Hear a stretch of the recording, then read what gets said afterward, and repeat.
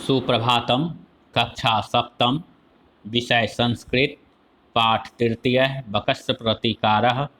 तिथि 21/5/2020, दिन बुधवार। मैं आचार्य सत्यप्रकाश झा।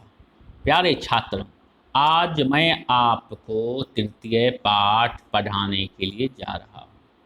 आपको प्रथम पाठ द्वितीय पाठ मैंने अच्छी तरह से प्रश्नोत्तर सहित आपको बताया। अब मैं तृतीय पाठ पढ़ाने के लिए तैयार हूँ। आप लोग ध्यानपूर्वक सुनेंगे। गद्यांश है इस प्रकार।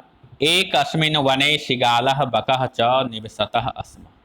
कहता है एक अस्मिन् अर्थात एक समय किसी वन में सिगार और बगुला निवास करते थे।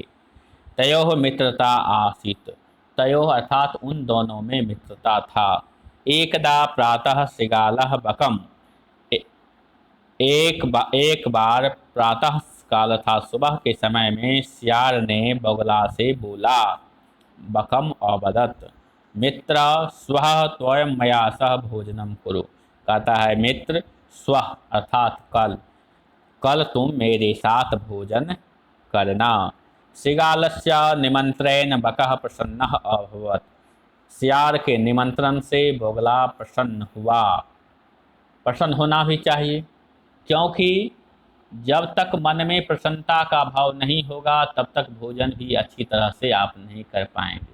इसलिए प्रसन्नता होनी चाहिए। और अभी भी है हम लोगों के साथ में, जो जब कभी निमंत्रण मिलता है किसी के यहाँ से तो मन में बहुत ही प्रसन्नता होती है, आनंदानुभूति होती है, मन में खुशी होती है कि चलिए आज मैं बहुत खुश हूँ। तो इसी उद्देश्य से वहाँ पर बगुला भी बहुत खुश था, जो मैं आज अपने मित्र सियार के यहाँ निमंत्रण के लिए जाऊँगा। अग्रिम दिने सह भोजनाय श्रृगालस्य निवासम गच्छति। अगले दिन वह भोजन के लिए सियार के निवास स्थान जाता है। कुटिल स्वभावः श्रृगालः स्थाल्याम बकाय क्षीरोदनम यक्षति। और जो वह सियार था वह कुटिल स्वभाव का था, अर्थात चतुर था। श्रृगालः स्थाल्याम, सियार के लिए स्थाल्याम मतलब पात्र था, थाली।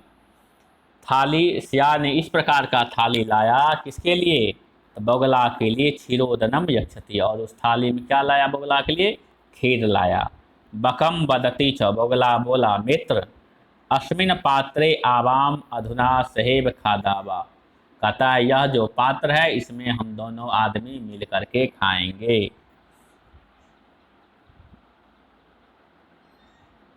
भोजन काले बकस्य चंचुः स्थालित भोजन ग्रहणे समर्था न भवति। भोजन समय में बगुला का जो चोंच था वह खीर का जो बर्तन था उसको भोजन ग्रहण करने में असमर्थ था। इसलिए असमर्थ था क्योंकि उनकी चोंच जो थी वह उस थाली में, उस पात्र में नहीं जा सकता था। अतः बकः केवलम क्षीरोदनम पश्यति। अतः बगुला सिर्फ खीर को देखते रह गया। क्षीरोदनम अर्थात खीर। श्रृगालस्य तो सर्वम क्षीरोदनम अभक्ष्यत। और सियार ने सर्वम अर्थात सभी, पूरा सभी अर्थात पूरा क्या किया? खीर और भक्ष्यत खाया। श्रृगालेन वंचितः बकः अचिंत्यत। अब सियार जो है वह इस दृश्य को देखते रहा और वंचितः बकः अचिंत्यत, और उस वंचित से, उस क्षीरोदनम खाने से वंचित जो सियार बगुला रहा वह चिंता करने लगा। यथा अनेन मया सह व्यवहार कृतः। कहा जी जैसे यह मेरे साथ व्यवहार किया है तथा अहम अपि तेन सह व्यवहारिष्यामि, मैं भी इनके साथ उसी तरह का व्यवहार करूँगा। एवं चिंतित्वा सह श्रृगालम अवदत्।